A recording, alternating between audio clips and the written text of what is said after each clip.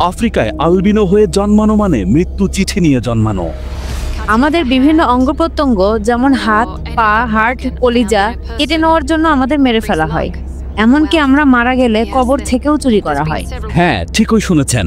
তাদের শরীরে নাকি একদম স্পেশাল কিছু রয়েছে যা দিয়ে মিলিয়ন ডলারের ব্যবসা বাণিজ্য হয়। তারা মেয়েটির হাত কেটে শরীর ফেলে রেখে চলে যায়। এমনকি তাদের দাঁত পর্যন্ত বিক্রি হয় চড়া দামে। তারা সূর্যের আলোতে থাকতে পারে না। সূর্য আমাদের সবচেয়ে ভয়ের কারণ। আমাদেরকে বড় সাইজের টুপি পরতে হয়, কালো সানগ্লাস পরতে হয় এবং পুরো শরীর ঢেকে রাখতে হয়। আলবিনো হয়ে জন্মানো এক ধরনের বড় অভিশাপ এবং দুর্ভাগ্য বটে। এই লোকটি তাদের অর্গান চোরা কারবারের সাথে যুক্ত। তাকে এ সম্বন্ধে কিছু প্রশ্ন করা হয়েছিল আর তার উত্তরগুলো ছিল শকিং। আমাকে 40 মিলিয়ন মালাউই টাকা অফার করা হয়েছিল। কেন এই আলবিনো মানুষেরা এমন হয়ে জন্মায়? কেন তাদের অঙ্গ প্রত্যঙ্গ চুরি করা হয়? তাদের জীবন নিয়ে তারা কেমন আছে? এসবের উত্তর জানতে আমরা ছুটে চলব আজকের পুরো ভিডিও জুড়ে।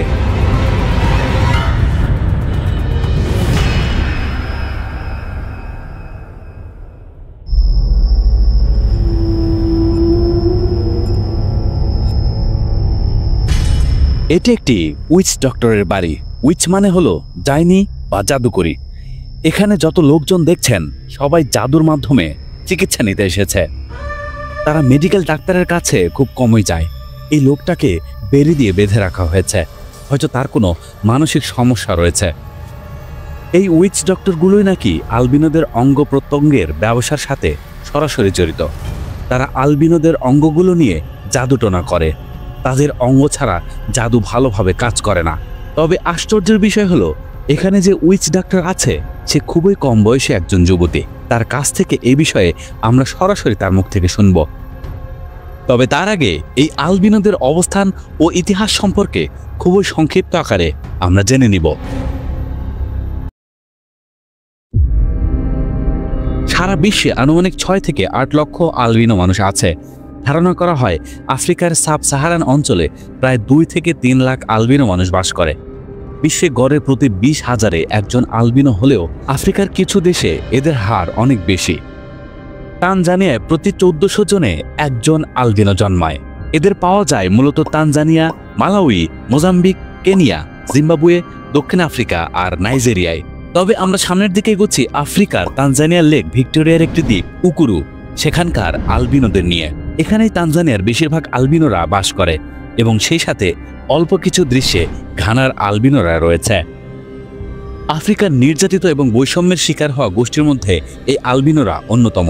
তারা এই উকুরু দ্বীপেই এক কথায় লুকিয়েই থাকে। আগের কিছু দশক থেকে এই দ্বীপ একটি রিফিউজি ক্যাম্পের মতো হয়ে গিয়েছে। কেউ অনিরাপদ বোধ করলেই এখানে চলে আসে। এখানে তারা বেশ ভালোই আছে, তবে তাদের অঙ্গ প্রত্যঙ্গ চুরি করার যে সংস্কৃতি সেটা যেন তাদের থেকে কিছুতেই পিছু ছাড়ছে না। মনে কিন্তু একটা প্রশ্ন আসে যে এই আলবিনোরা এসব এলাকায় এলো কোথা থেকে? টোগোর নুচি শহর থেকে ইউইরা প্রথম এখানে আসে, যারা আগরকলি রাজার আন্ডারে ছিল।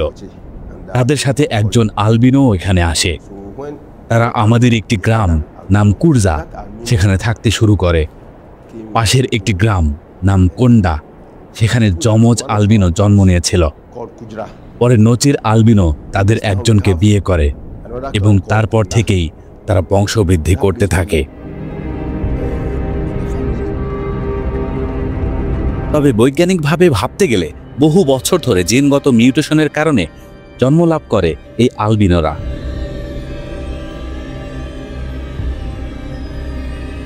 এই লোকটির নাম ভুডাস্টাস। সে আলবিনো নেতাদের একজন। সে শহরে একটা কারণে আসে, যেন কোনো আলবিনো আসলে তাকে সুরক্ষিতভাবে সেই দ্বীপে নিয়ে যেতে পারে। আমরা এখন সেই আলবিনোদের উকুরু দ্বীপে প্রবেশ করতে চলেছি। সেখানে আমরা দেখব তাদের জীবনযাপন এবং তাদের অপহরণের কিছু বাস্তব গল্প।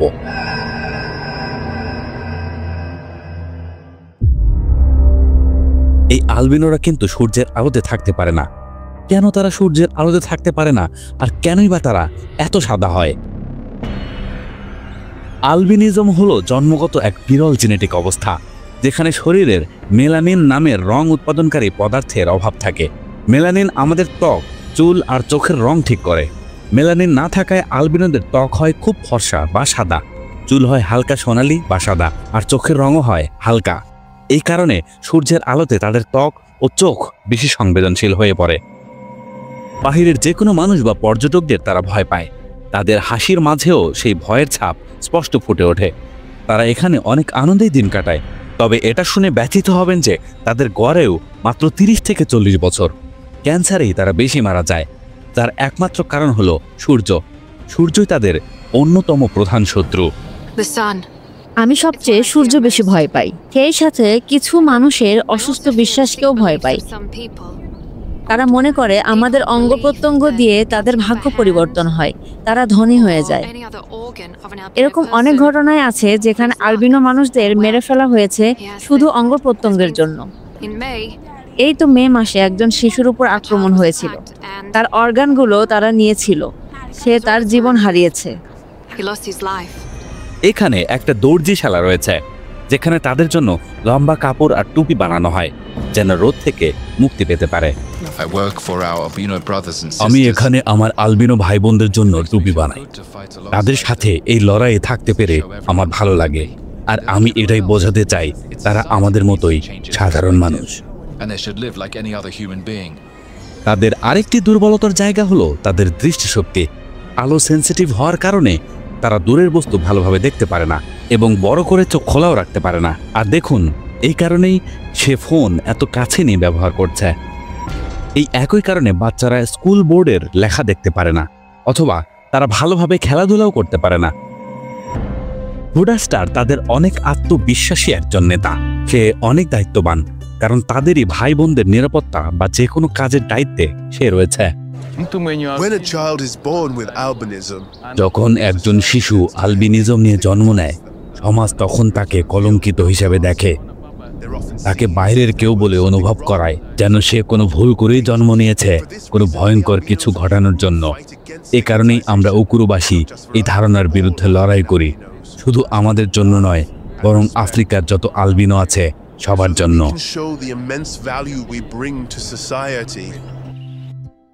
এদের দেখলে খুবই অবাক লাগে। এত সীমাবদ্ধতা সত্ত্বেও তারা মনে আশা নিয়ে অনেক হাসি খুশিতেই জীবনযাপন করে। এই জায়গায় মনে হয় স্পেশাল কিছু রয়েছে, যা কোনো শব্দ দিয়ে অবর্ণনীয়। আমি সৃষ্টিকর্তার কাছে শুকরিয়া জানাই যে উনি আমাকে আলবিনো বানিয়েছেন। এতে আমি আফসোস করি না এবং আমি নিজেকে ছোটও মনে করি না। আমি যেমন আছি তেমনই খুশি, কারণ আমি নিজেকে ইউনিক সৃষ্টি হিসেবে মানি। আমি সৃষ্টিকর্তার ইচ্ছাতেই এভাবে সৃষ্টি হয়েছে। যখন আপনি বাস্তবতা মেনে নেবেন, তখনই আপনি সুখী হবেন। তাদের এই হাসি খুশি জীবনের ওপাশটা ঠিক ততটাই ভয়ঙ্কর। তাদের অপহরণের আতঙ্ক মনে সব সময় গেঁথে থাকে। যে কোনো সময় যে কোনো কিছু ঘটতে পারে। এটাতে উইচ ডক্টরদের দায়ী করা হয় অনেকটাই, কারণ তারাই তাদের অঙ্গ প্রত্যঙ্গ দিয়ে কালো জাদু করে। এই যুবতী একজন উইচ ডক্টর। দেখলে বিশ্বাস হয় না। আমরা তার কাছ থেকে শুনবো তারা কি আসলেই এমনটা করে। উইচ ডক্টর মানুষের সেবার জন্য নিবেদিত, আলবিনোদের মারার জন্য নয়। আলবিনোরা আমাদের মতোই সাধারণ মানুষ।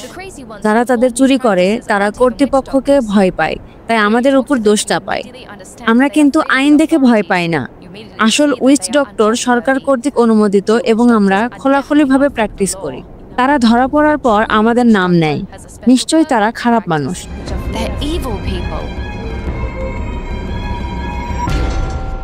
এদিকে উইচ ডক্টর কিছুটা অস্বীকার করলেও আলবিনোরা বিশ্বাস করে তারাই আলবিনোদের অঙ্গ প্রত্যঙ্গ চুরি করতে বলে। এতে নাকি কালো জাদু ভালোভাবে করা যায়। একদিন সন্ধ্যা 7টার দিকে কিছু মানুষ সেখানে আসে। তাদের কাছে ধারালো ছিল। তিনি তাকাতে না তাকাতেই শিশুটির হাত কেটে ফেলে, আঙ্গুল এবং দাঁতও নিয়ে যায়। আমি জানি না কেন তাদের কাছে এসব এত মূল্যবান। এই শিশুটির নাম ফেস্টো। ফেস্টোর সাথেই এই ঘটনা ঘটে। আমাদের অঙ্গ নাকি অনেক মূল্যবান, তারা এসব কালো জাদুর জন্য করে। আমার সেদিন অনেক কষ্ট হয়েছিল।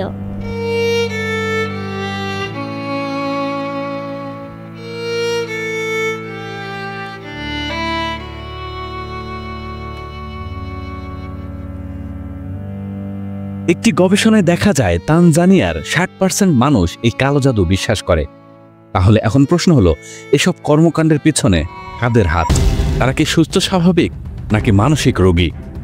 অনেক সময় বলা হয় এসবের পিছনে উইচ ডক্টর, বড় বড় ব্যবসায়ী, এমনকি সেখানকার পলিটিশিয়ানরাও জড়িত।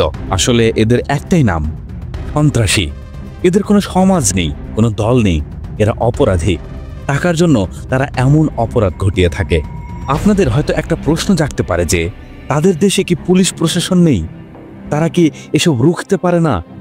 আসলে যতটা সহজ মনে হয় তার চেয়ে বিষয়টা বেশি কঠিন। তানজানিয়ার বেশিরভাগ এলাকা দুর্গম এবং এক এলাকা থেকে আরেক এলাকার দূরত্ব অনেক। সন্ত্রাসীদের ধরা অনেক কঠিন হয়ে যায়। তার চেয়ে চলুন একজন স্থানীয় থানার পুলিশ অফিসারের কাছ থেকেই আমরা জেনে নেই। অনেক সময় ভিকটিমের পরিবারদেরও ইনভেস্টিগেশন করতে হয়। সন্ত্রাসীদের ধরা অনেক কঠিন, কারণ তারা অপরাধ ঘটিয়ে দুর্গম এলাকায় লুকিয়ে থাকে। এটা একটা সিরিয়াস ক্রাইম। আমার এরকম একটি কেস আছে 2.8 ধারার, তার ফাঁসির আদেশ হয়েছে। তবে গত 2-3 বছর ধরে এ অপরাধ অনেকটাই কমেছে। শুধুমাত্র আইন দিয়ে সম্ভব না, আসলে সুশিক্ষা এবং সচেতনতা দরকার, যা বৃদ্ধিতে আমরা কাজ করে যাচ্ছি। কিছুটা আশার বাণী হলেও শোনালেন এই পুলিশ অফিসার। আসলে সচেতনতা ছাড়া এসব বন্ধ সম্ভব নয়। এই অপরাধটি সংঘটিত হচ্ছে পুরো একটি কুসংস্কারকে কেন্দ্র করে। আচ্ছা, আপনারা কি মনে করেন কালো জাদু কি সত্যি? এটার কি অস্তিত্ব আছে? আলবিনোদের দিয়ে কি আসলেই কালো জাদু করা সম্ভব? আপনাদের এই মতামতটা দয়া করে কমেন্টে জানাবেন। আলবিনোদের কবর দিয়েও স্বস্তি নেই। এটা আলবিনোদের একটা কবরস্থান। এই কবরটি থেকে একজন আলবিনোর লাশ করা হয়। কবরটি ভাঙ্গা অবস্থাতেই রয়েছে। এই ঘটনাটি পুরো গ্রামবাসীকে শোকাহত করেছিল। ভাবতে পারেন একটা অস্তিত্বহীন অন্ধবিশ্বাস কত বড় সর্বনাশ ডেকে আনতে পারে। অসহায় কিছু মানুষের উপর এরকম নির্যাতন কিছুতেই মেনে নিতে পারছি না। দম যেন ভারী হয়ে আসছে। এটা হলো মালাউইর একটি কারাগার। এখানে কিছু এই ধরনের অপরাধীরা আছে। এই লোকটি একজন আলবিনোকে হত্যা করেছে। হত্যার পর সেই লোকটির হাত পা কেটে সে নিয়ে আসে। আমরা তার কাছ থেকে শুনবো কেন তারা এই ক্রাইম করে। আমাকে কিছু মানুষ পাঠিয়েছিলেন এটা করতে। তারা আমাদের 40 মিলিয়ন মালাউই টাকা অফার করে। আমরা 7 জন ছিলাম। ঘটনার দিন আমরা সেখানে যাই এবং তাকে খুঁজে পাই। আমরা তার হাত এবং পা কেটে ফেলি। লিনো নামের একজন আমাদের ইনস্ট্রাকশন দিচ্ছিল কোন অংশ নিতে হবে আর কোনটা ফেলে যেতে হবে। আমি এখন জানি টাকার জন্য এটা করা ঠিক না। আমি এখন সৃষ্টিকর্তার কাছে এটার জন্য ক্ষমা চাই। অন্ধবিশ্বাস মানুষকে পশুর স্তরে নামিয়ে নিয়ে আসে। যুগে যুগে কত মানুষ যে এই অন্ধবিশ্বাসের নামে অত্যাচারিত হয়েছে, জীবন দিয়েছে, যার কোনো হিসাব নেই। এমনকি বর্তমানেও এটি থেমে নেই। আমাদের দেশেও কি এরকম কোনো কালো সংস্কৃতি রয়েছে? যদি জেনে থাকেন আমাদেরও জানাবেন। আমরা চাই এই আলবিনোরা সাধারণ মানুষের মতোই সম্মান পাক। তারাও আমাদের মতো সাধারণ মানুষ। তাদের অধিকার আছে, ঠিক যতটুকু আছে আমাদের। শুধু একটাই কাম্য, পৃথিবী জুড়ে ভালোবাসা প্রতিষ্ঠা পাক।